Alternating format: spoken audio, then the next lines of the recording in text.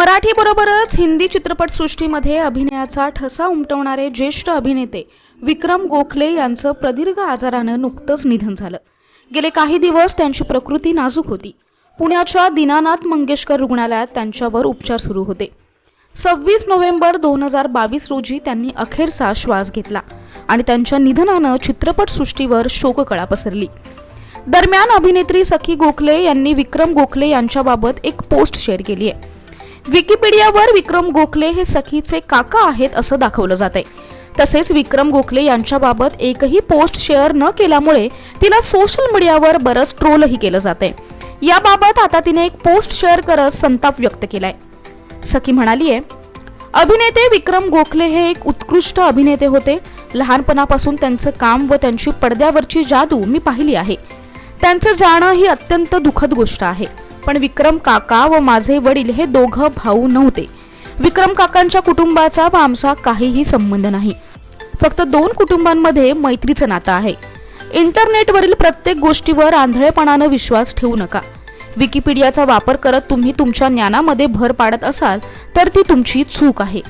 त्यांचा माझ्याशी काहीही संबंध नाही। मी त्यांच्याबाबत काही पोस्ट करायची की नाही हा सर्वस्वी माझा निर्णय आहे। विक्रम काका गेल्यानंतर त्यांच्याबाबत मी काहीच पोस्ट शेअर केली नाही। याबाबतचे असंख्य मेसेजेस मला आलेत।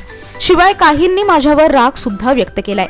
माझा राग करण्याआधी यामागं खरं कारण काय आहे हे शोधा।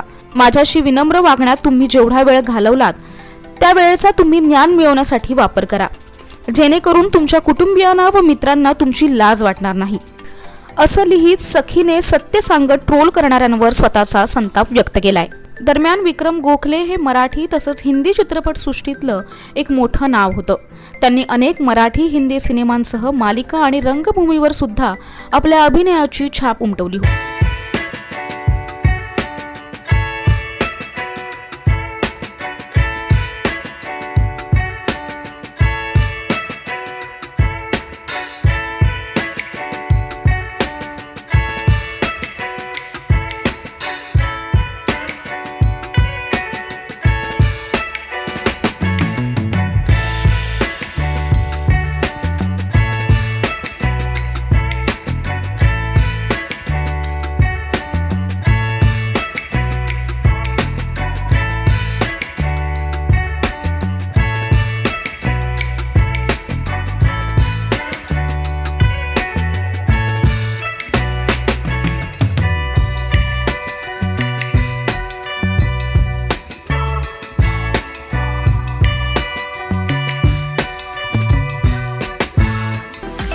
रसिका हो, कलाकृती मीडिया म्हणजे मनोरंजनाची लयलूट।